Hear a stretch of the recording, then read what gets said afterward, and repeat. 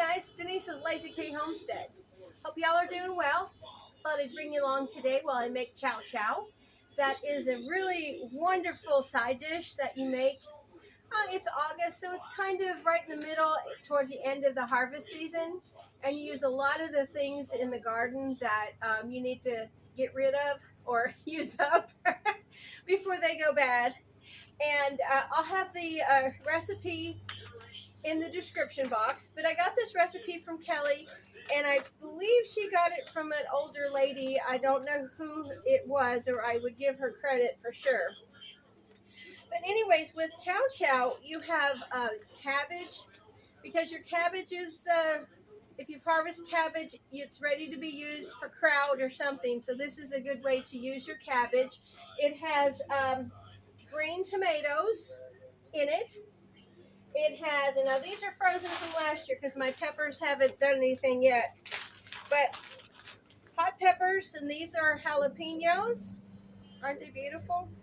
I just froze them whole, you guys, in freezer bags, and they look gorgeous. And then, of course, I've got some cayenne. Look at them. Still so pretty. Now, these, I didn't dehydrate them. I just froze them for dishes like this that needed somewhat fresh.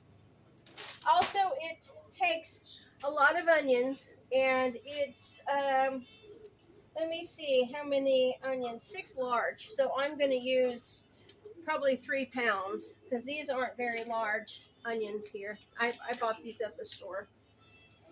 And it also takes a clove of garlic, and that's over here somewhere, and a bunch of different peppers. And I went ahead and got these at the store. Now, you don't have to have a yellow in there, but I like yellow for the color. And then, of course, a red one and a few green. So I'm going to get started with this recipe. And what you do is you cut all this up pretty much the same size. And so I do use the food processor, and I cheat a little bit. Some things I do have to cut by hand. And you layer it in a pot. Big saucepan like that, or whatever you want to layer it in, because with this you are going to have to let it set with the salt and the ice, just like when I made the bread and butter pickles, because it keeps it kind of crisp, and it's a preservative, and you will rinse it off. So let's get started. Okay, so what I did was I went ahead and I put the onions in the food processor. And what you do with this is you're going to layer it in your pot. Here's our pot. Everything is a layer. So the onions will be the first layer. Since they make me cry, I'll put them on the bottom. And then you start with another layer of something.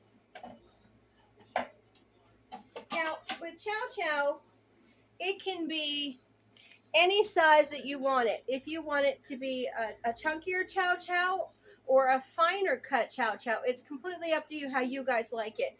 I personally like it chunky. Willis likes it a little bit finer, so I kind of do in between for us. I like it to be more of a side dish meal. Okay, so next I'm going to go ahead. Now I'm going to cut these little cabbages up. These were the end of our cabbage.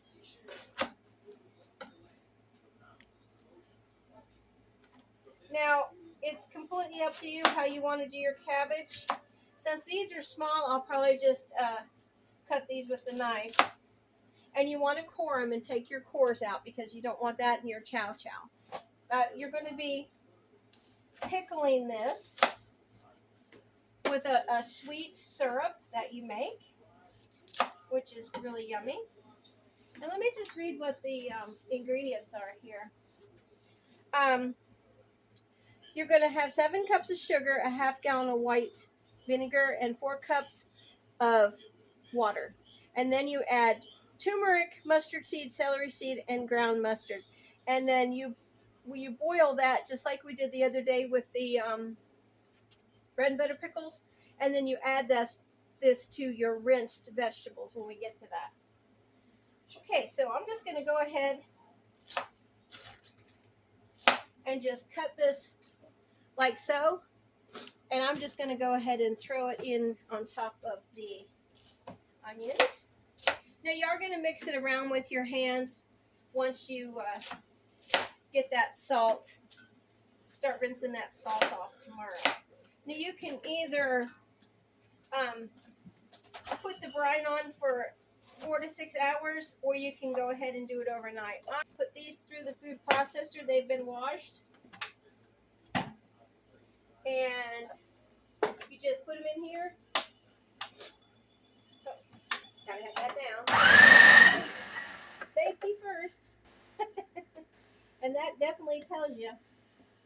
That's one thing about the food processor. And if you've got a little end on there, you want to make sure you cut that off too. Now, if you want this a little bit chunkier, you can go ahead and cut this up however you want to. I am put it in this, and it'll kind of make rings, which I like.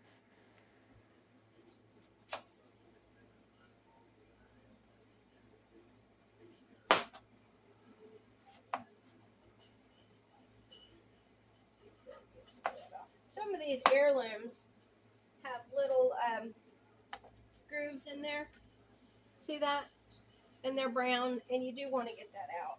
You don't want to pickle that. So, we'll put that in here. These are all kinds of tomatoes. I know that one right there was a Dr. White's, a yellow tomato. So all these tomatoes, because they're all different, will give this a really wonderful sweet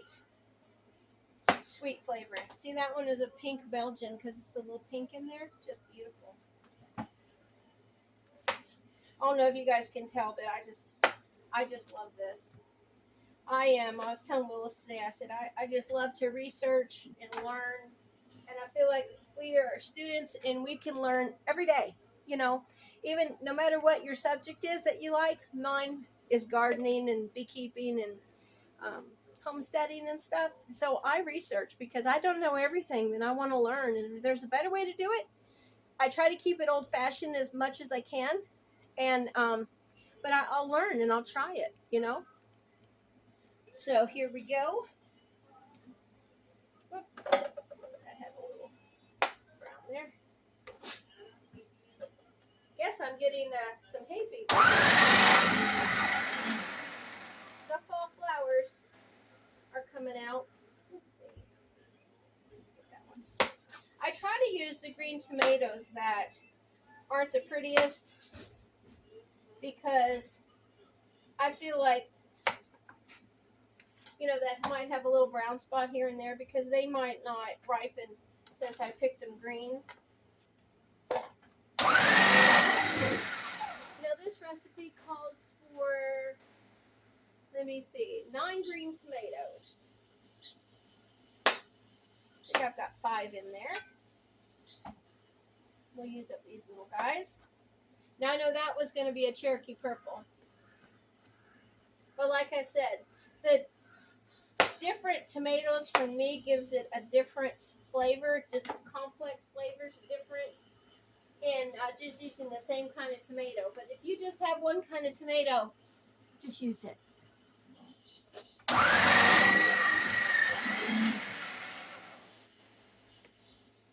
There's a little guy.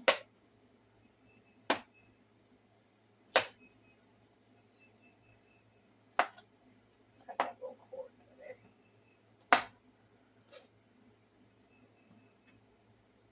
I noticed that we've got some, now this is a boxcar Willie. He's a really old-fashioned canner. I don't know if I'm going to grow these again because there's not a whole lot of meat on there. I mean, now if you go ahead and you blanch him and you just crush him for juice, he'll be a great tomato. But as far as using him for crushed tomatoes, I don't think so. Okay, I've got one more to go. Now this is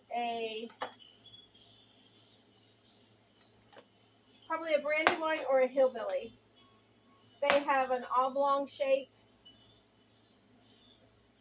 and they have a potato leaf, but they're very sweet. So I think that will be it for my tomatoes.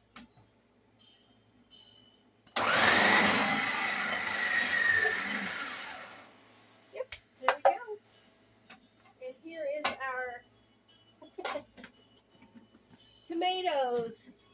That's our third layer. Look how pretty that is. Green tomatoes. Wow. Let me back that up so y'all can see. Isn't that gorgeous? Okay. Now, 2 more layers. That's going to be our peppers. And these are store-bought peppers because we use up a lot of peppers. So I didn't have a whole lot, and our peppers are just coming in now.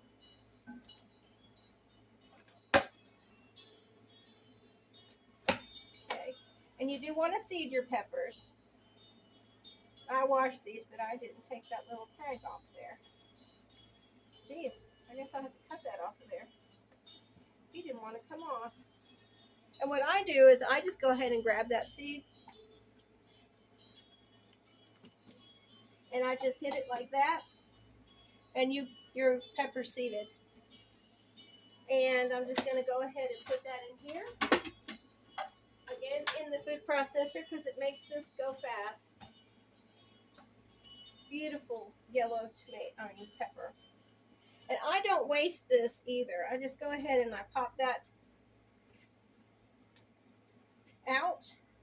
Any seeds that might be in there. And I use that too. Waste not, want not.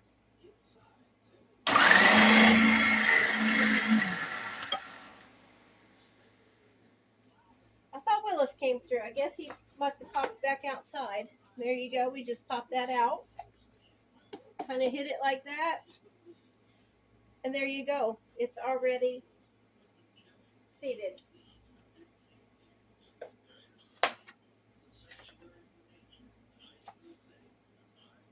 This goes fast. I'm using 5 peppers, bell peppers in all. You can use up to 7.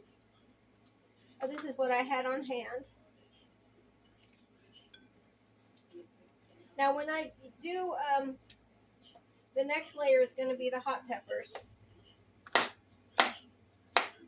Now, I don't know if you guys saw my video about the dehydrated hot pepper powder, where it really got me. I was choking. I'm probably going to, well, we'll see. I might put these in the food processor. We'll see.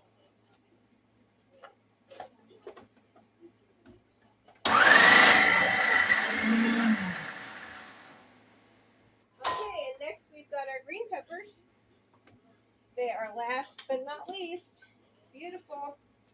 These were local. They're kind of a funky shape, so I couldn't really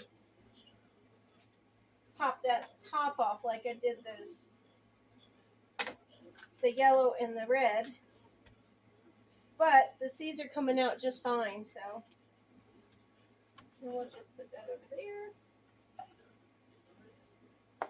I can probably just pop that out. And there's no seeds in there. So we'll just go ahead and do this guy.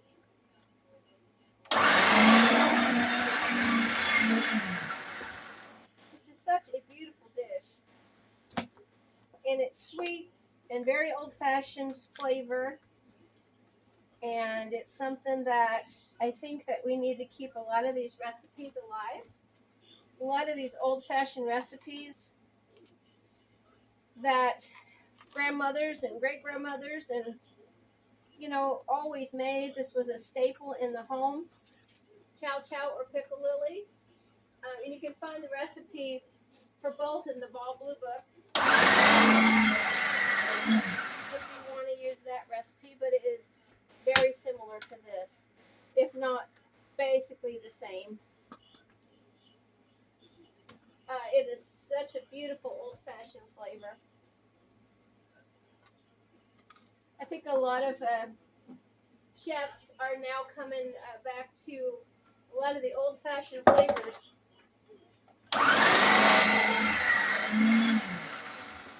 Because he realized it was something that doesn't need to be lost, you know? Okay, here we go. Now, here's this layer. So we have onions, cabbage,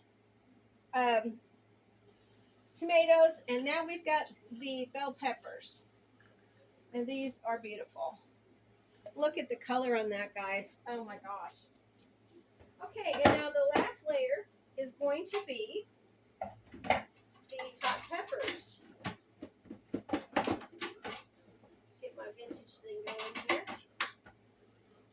And I'm going to use some jalapenos.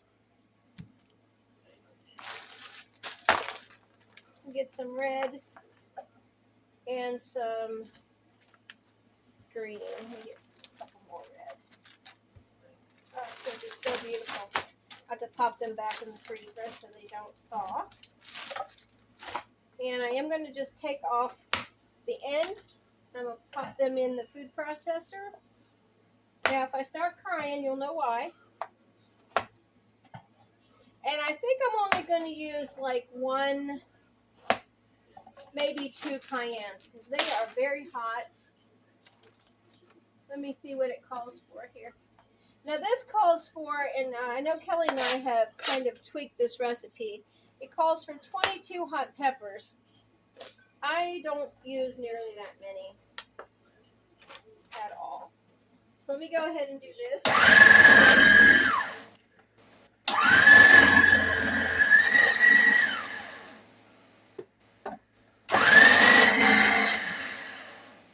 I might go ahead and do another jalapeno because I do like the jalapeno flavor.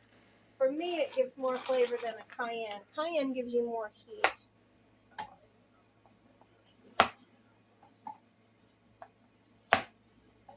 So I'm going to go ahead and put a few more in there.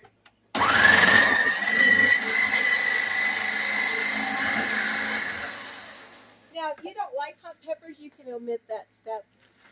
We do like a little heat, even in our pickles. When I make kosher dills, I always add a cayenne, and I always add a clove of garlic. So, this is our last step, our last layer. Isn't that cool? It went pretty fast, I think. Hey, I hope you guys will like, share, and subscribe to our channel. And any comments are welcome. Now, that is a little layer there. Because I probably put in 10 peppers, hot peppers, not the 22. Okay, so that is that. And I'm just going to push it down. And there we go. It's all nicely pushed down. I wish it was a glass container. You could see all the layers. Wow, that pepper just finally got me. I knew it would. Okay, so what our next step is, we're going to go ahead and pour salt over this and put a layer of ice, and then we'll put it in the fridge. Be right back. Okay, the next step, and this step is very important. You're going to go ahead and just cover this with about a half a cup of salt. A lot of layers. And then we're going to go ahead and put ice on top. Now I have made this where I salt each layer, but I've never noticed the difference in just salting the top. Okay. I'm going to go ahead and use 4 trays of ice. And there you go. And let's see, one of my ice cubes. There you go. Okay, ice cube, and then you just put a plate over top and press it down, and that will keep it. Now we're going to go ahead and put this in the fridge, And I'm going to keep this overnight in my fridge, and then tomorrow we'll come back and we'll rinse it and we'll make our chow chow. Hey, good morning, everybody. Well, we're back to finish off our chow chow. So I pulled it out of the refrigerator, and this is what it looks like. See how much it shrunk down? It really does with that salt, but it's still beautiful, I think. So what we're going to do next is we're going to go ahead and pull out the garlic cloves. Now, yesterday when I put this in, I had forgotten to show you guys that you just lay these garlic cloves in there. So we just go ahead and toss them aside. And what we're going to do is we've got to rinse that salt off, just like we did with the bread and butter pickles, if you saw that video. Now, I love keeping these old-fashioned ways of doing things alive. This may seem like a lot of work, but it's really a labor of love when you think about it, that you're carrying on traditions, and that's what I really like to do. Okay, so what I'm going to do, now this is in layers, remember, but what we're going to do is just go ahead and mix this up by hand. My hands are clean, and we're just going to get it all mixed up, get all those layers to the top, because we have the onions and the cabbage and everything on the bottom, and boy, does this smell delicious. And the reason that you want to do it this way, by hand, because you can get down there and feel everything. And these are God-given tools in my book. So when you start seeing you've got onions and cabbage and the green onions and everything coming to the top, and the peppers are down in the bottom. Oh gosh, this smells so good. It just smells like the garden. Okay, so I think we got that pretty well mixed up. All right, so the next step, I've got a colander in here in my sink. I've got two of them, but I've got one in here right now. I'm going to go ahead and see if I can bring that over. Go ahead and just put as much as I can in this colander, and then we're going to rinse it. And you can continue to mix this too as you're going through it, so you don't have like all of one vegetable together. Now this recipe is supposed to make 6 quarts, I think, and I've got 10 pints out because I'm not really sure, because I like to pack my stuff down. Okay, I'm going to go ahead and turn the water on here.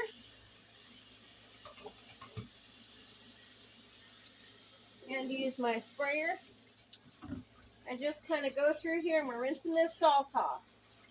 And as you know, I use a taste test it when it comes to salt. And make sure your sink is really clean, because some of this does fall out of this colander. You want to make sure you can put it back in there.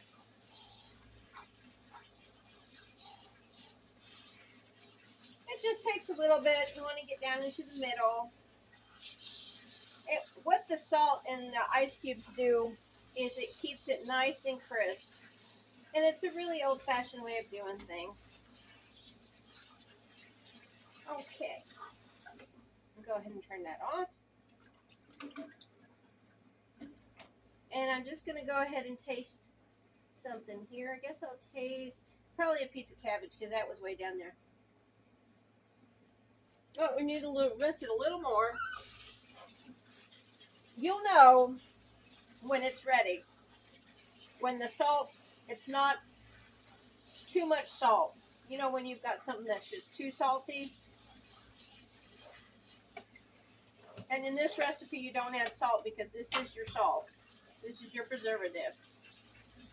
And this recipe is going to be boiling water bath.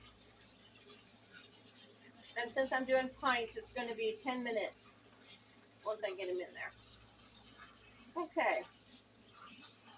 Go ahead and turn it off again. My drainer keeps wanting to stick there. Okay. Okay, I tasted that, and I think we're good to go on that batch. And we will go ahead and do this again. I just went ahead and put it in a bowl over here. Isn't that beautiful? Looks like a gorgeous salad. You're going to have a lot of water in here from the salt and the ice, but we're not using any of that brine. And that's basically what you created, was a brine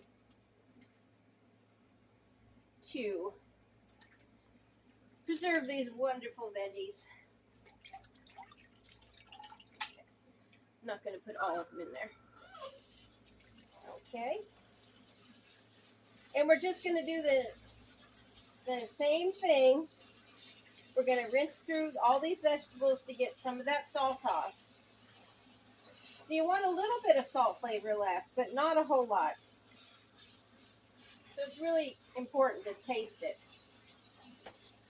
I had given my bread and butter pickle recipe to somebody a few years ago, and they had never made one with this kind of recipe where you put the salt and the water on it. And I don't think that they rinsed their cucumbers and onions too well. And you really have to be mindful of this, because it turned out very salty for them. So I can't stress that enough. Excuse me. I think I had a little bit of the pepper flavor in mine. Breathed it up through my nose. Now when you go to rinse this out, and you might be smelling all these peppers and onions and everything, and you're going to think, oh, that's going to be too spicy. It's not. Once you get the syrup mixture in there, and it is a lot of sugar in this, vinegar and spices, it's going to be wonderful. It's not going to be spicy at all. Come on, my last little bit here. I really need to find a bigger colander. I was looking on Amazon the other day. Maybe one that's about as big as this sink. My mom used to have one that she used. We lived in South Korea for a couple years, and I graduated from high school over there. And we brought back a bunch of great things. This is back in the 70s. And one of those things was that big, it was like a rectangle, I think, colander. It was plastic, about that deep. I'd love to have that. I don't know if she has it, but Mom, if you've got it, I'd love to have it. Okay, so what I'm going to do next, because we want this to be relatively drained. I mean, you don't want a lot of water in here. So your next step, while we're making the syrup, is we're going to go ahead and put these veggies back in these colanders, just so that they will drain. And they don't have to be dry, but you want them to be, see the water dripping out of there? You don't want that, because that'll just dilute it. Okay, so put that in there. All right, so next step, we're going to make the syrup. So come on over to the island. Okay, so we're going to go ahead and put the syrup together, and it's got to go on the stove, but I'm going to go ahead and put it together right here on the island, because I have more space. So what you're going to need, and I'm going to have the recipe in my description box, a ½ gallon of white vinegar. Now make sure when you are buying your white vinegar that it is 5% at acidity. Get it right, Denise. Anyways, so you're going to pour this whole thing in there. A 1/2 gallon white vinegar. And then you're going to pour 4 cups of water. And to this, we're going to add 7 cups of sugar. And just going to go ahead and mix that around. And then to this, we're going to add our spices. Once you get it on the stove, it'll start melting down in there. Okay, let me go ahead. This is a new ground mustard. So the spices you're going to need is ground mustard, mustard seed, celery seed, and turmeric. So we are going to need 2 tablespoons of ground mustard.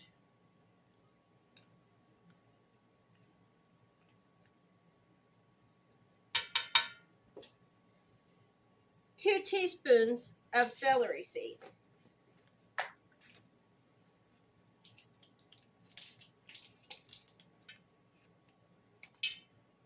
Okay. And then 3 teaspoons of turmeric.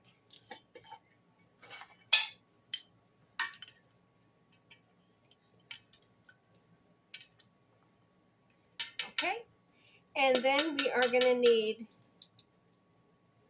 2 tablespoons of mustard seed. There's your mustard seed. 2 of those. Very old-fashioned, awesome recipe.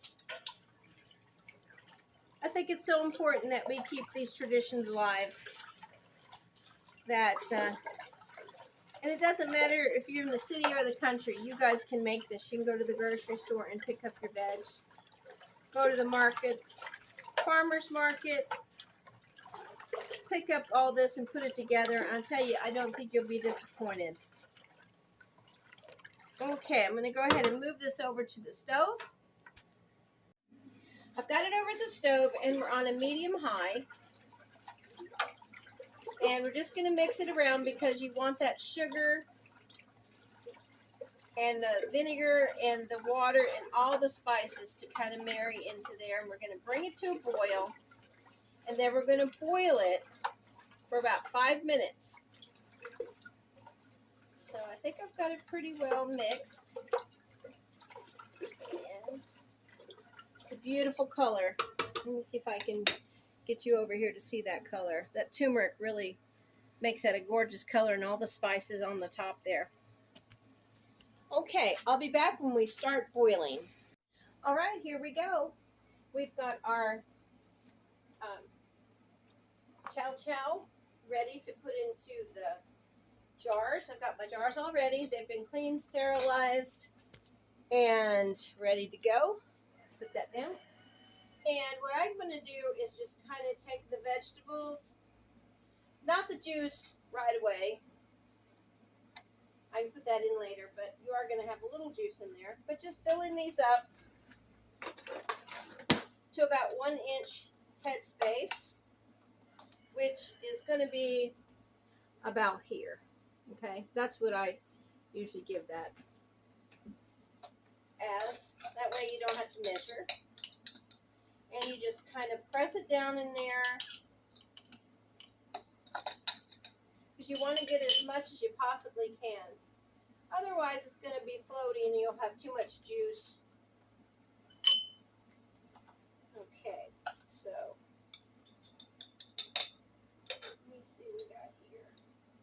I'm going to put the juice in another jar.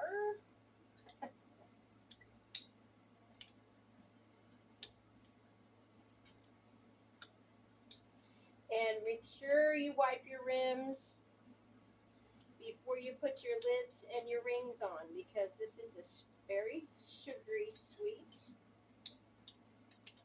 recipe.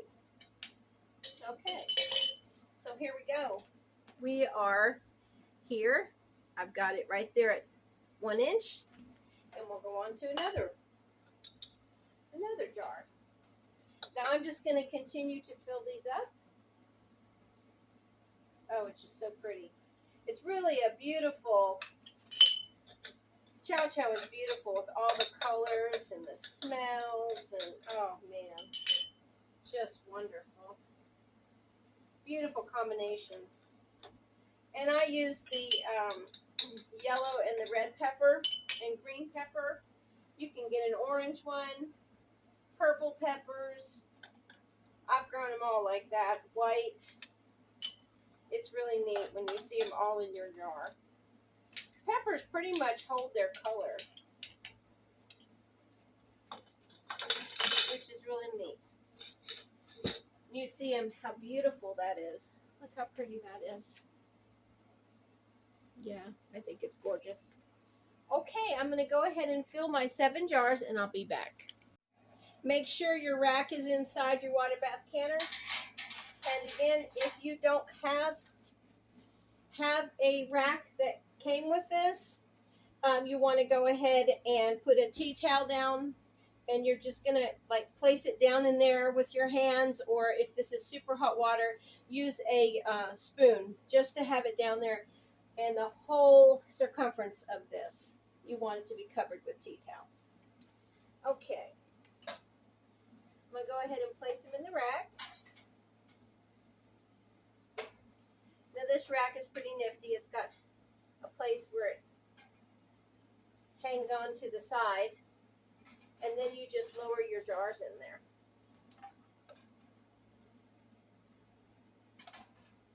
And there's 7.